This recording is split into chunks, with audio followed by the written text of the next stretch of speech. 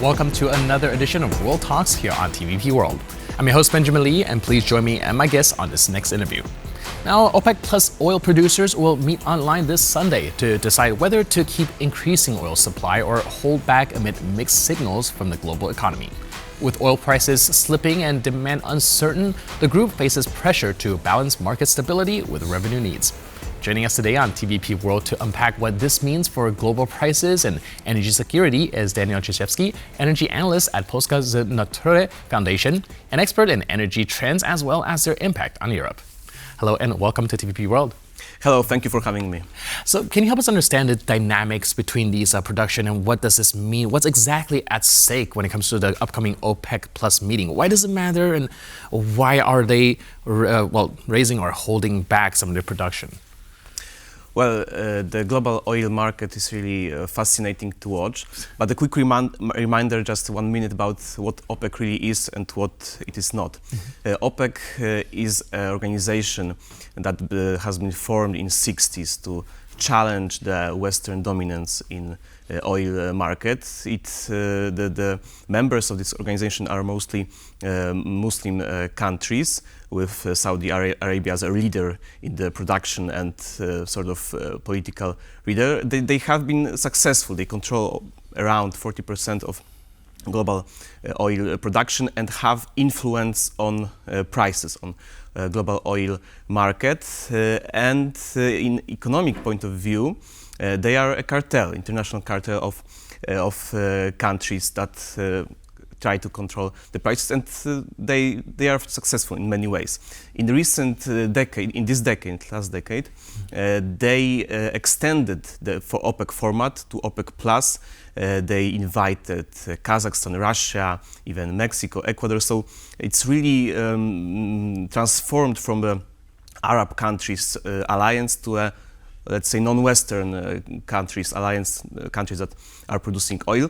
And the reason for that was that there's the new player in the global oil market appeared, United States.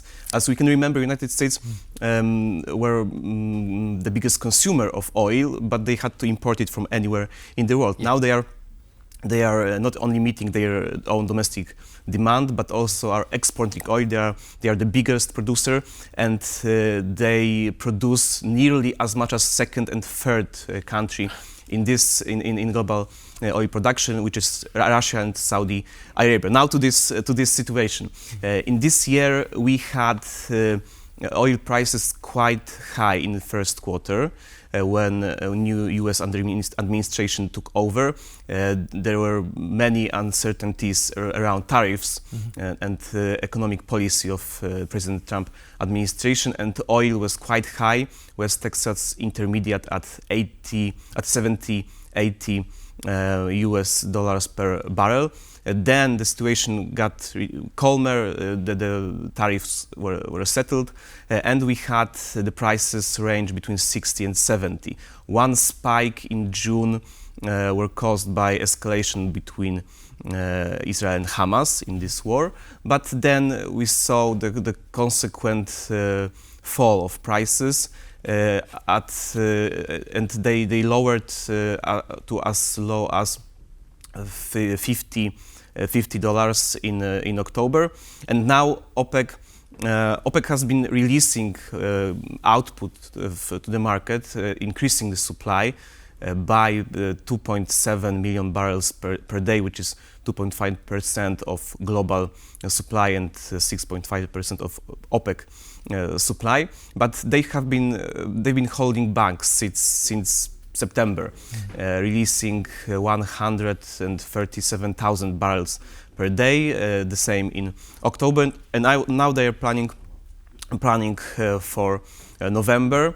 The information that the prognosis that some organizations are releasing are that they will release 137 again, or they will pause the demand and the supply, of course. The price is low. Of course, countries that are in OPEC Plus doesn't want to don't want prices to be low because it's lower profits for them. And some of these countries rely heavily on oil. Their country budget relies on oil, and they really meet their spending at oil at $80 or $90 per barrel. But now it's pretty low, so the prognosis about stopping the new release, the new supply release, are very probable. And well, this will be the voice of confidence in global economy as well. There are many players, of course, producers in OPEC.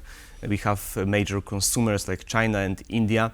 They have their stake in that as well. They have something to say.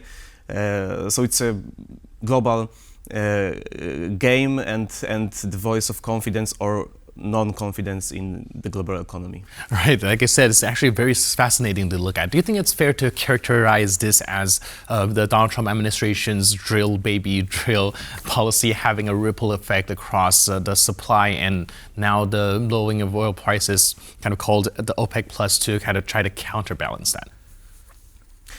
Yes, the oil production in the United States is increasing. The United States just few years ago took over the first place in a production table. Now they are nearing the combined production of Russia and Saudi Arabia, and you know it's about barrels, but it's more about politics, because the United States are a competitor to Russia, right? And they put sanctions, imposed sanctions on Russia. Of course, Russia has given many reasons to impose sanctions on them by for example, attacking neighboring countries. But it's also economic game. United States want to increase their domination in oil markets, and well, at some point they can have as much control as OPEC Plus. Of course, it's never-ending fight between these economic powers. Last but not least, we have to remember that OPEC is not organization like UN or NATO or Council of Europe. It's a, of course, it's a formal alliance of those countries that are producing oil, and it's been around 60 years. But we have to remember that it's a cheaters club. When they set the output, many countries, it's just unwritten in their functioning, in their operation. Many countries are cheating. They are producing more or less, whatever suits them best, suits their country's economy at the moment, the budget best. Of course, the cheaters are mostly among medium producers or small producers. The Saudi Arabia, for example, tries to be a role model in that. But there are always cheaters. Of course, other countries know more or less which countries are cheating, but they really cannot do anything about it.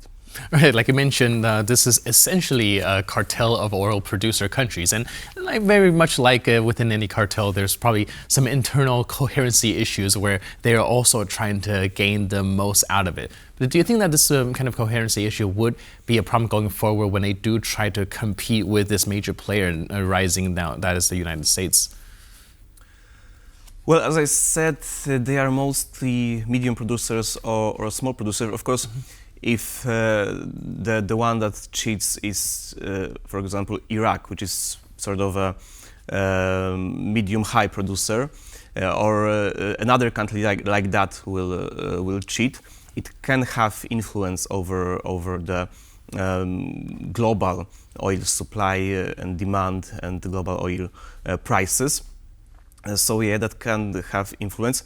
Well, we had the situation where even the large producers, Saudi Arabia and Russia, cheated and competed between each other, or went to the price war with each other, and they are in the alliance, at least formally. So there is chaos oftentimes in OPEC's operation, but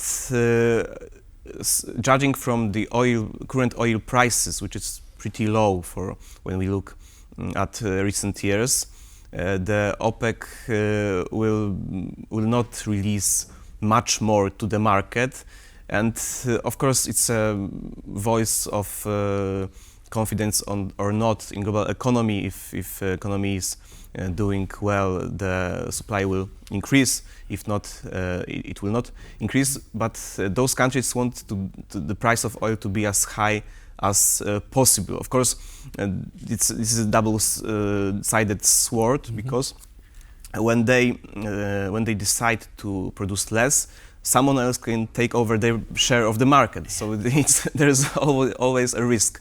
Either you increase production or decrease it. Right, definitely. So a lot of factors at play here, and we'll have to see how that shapes out. But in the meantime, thank you so much for helping us unpack this very complicated issue. And thanks for being with us on TVP World. Thank you very much. Cheers. And thank you for tuning into this edition of World Talks. But for more news, update, and commentary, please stay tuned to TVP World.